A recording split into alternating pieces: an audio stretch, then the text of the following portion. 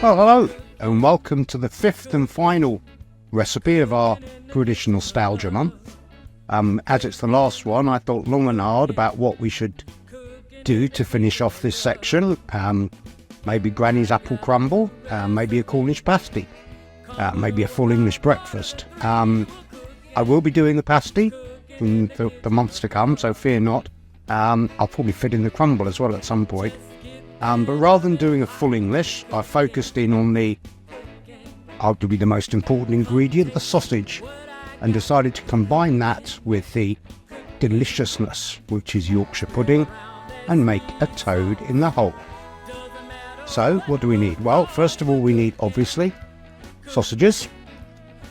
We need some milk, salt and pepper, cooking oil, some onion, eggs, mayonnaise, and I'll explain a bit more about why we need that a little later, plain flour, garlic puree, a stock pot, beef stock pot, some Worcester sauce, some English mustard, some ketchup, and in case there wasn't enough onion, some onion powder. So let's see what equipment we need. So we need a chopping board, a knife, a mixing bowl, a wooden spoon, a whisk, a jug, a saucepan, a frying pan, and an oven dish. Okay, so let's start with the onion gravy. Absolutely crucial to have quality onion gravy to go with your toad in the hole. So I've got my stock made with the beef stock pot, about 200 millilitres, and I'm just going to add bits and pieces just to give it a bit more oomph. So a little bit of ketchup,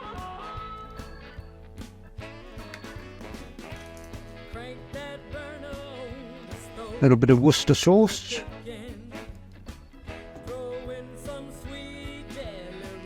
a squirt of garlic,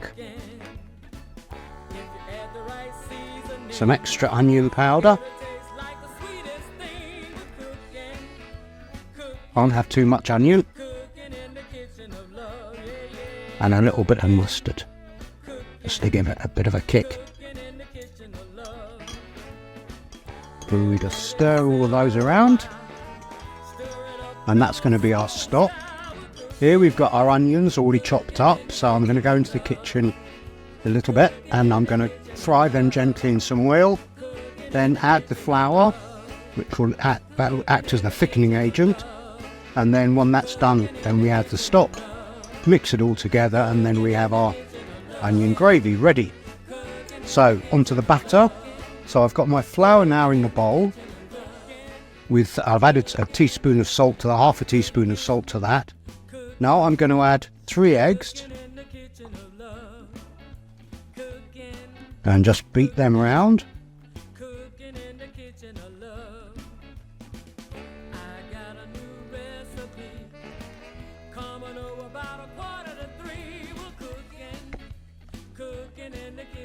And then I did promise you we'd use some mayonnaise. So here I'm just going to add a teaspoon of mayonnaise to the mix, which doesn't really do much for the flavour, but what it does is it gives a little bit of solidity to the batter, so that when hopefully it rises and crisps, it'll hold its shape for a little bit longer. So mix that well in as well. And then we add our milk, carefully. Put in like that. And then we just beat that around for a few minutes. There's a few bubbles on top there. And then when that's done, we'll leave that for at least an hour, so that the starch in the flour can do its job, burst out, and ensure that when we cook it, we've hopefully got a nice, light, fluffy to mix. Okay, see you in the kitchen. Let's check on the ingredients.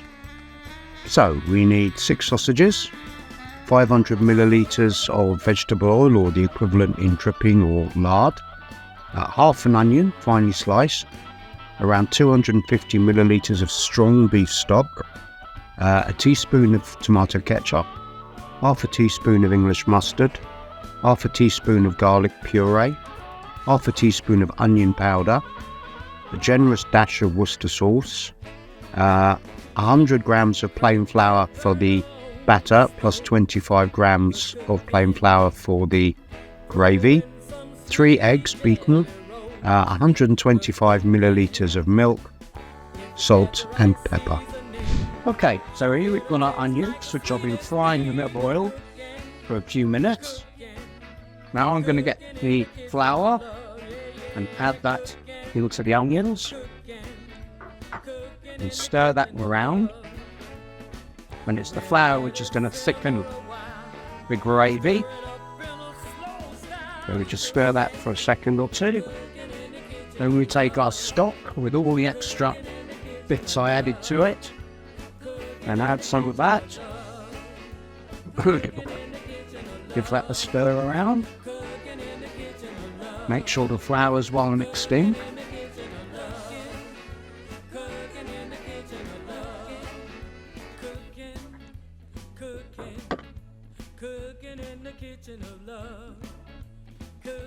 And just stir that around for a couple of minutes till the flour thickens it all up. Shouldn't take long. And as you can see, I've also got my sausages here, which I've been pre-cooking for a few minutes just to get them going. And all I'm going to do now is transfer that into the baking dish.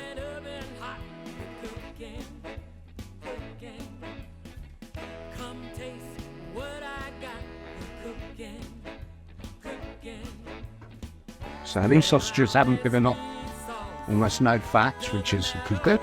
But it means we need to add a little bit of oil or lard or dripping to the pan first. Then we're going to pop that into the oven for about 10 minutes, just so that the oil gets really nice and hot before we come back to add the batter mix. Okay, so here I've got my batter mix ready to go. My sausages are in the oven. So just before I add the batter to the sausages to create our toad in the hole, a quick word about the name. It's been around since the 18th century as toad in the hole. The idea was you got a small piece of meat and surrounded it with as much Yorkshire pudding or batter mix as you could afford or needed, and then served it. And as with many of these things, it was simply a way of making the expensive meat feed more people with cheaper ingredients. So you would have a large Yorkshire pudding with a small piece of meat sticking out. I'm not sure if toad was ever used, probably not. Basically any kind of meat surrounded by batter, and it's the same principle with roast beef and Yorkshire pudding. The Yorkshire pudding is there to fill you up because it's much cheaper than the roast beef. So there we are. So we're going to get our sausages out now, add the batter mix.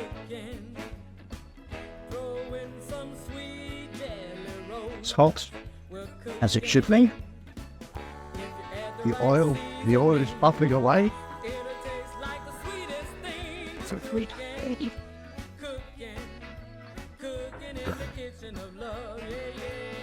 But again, we'll add that over like that.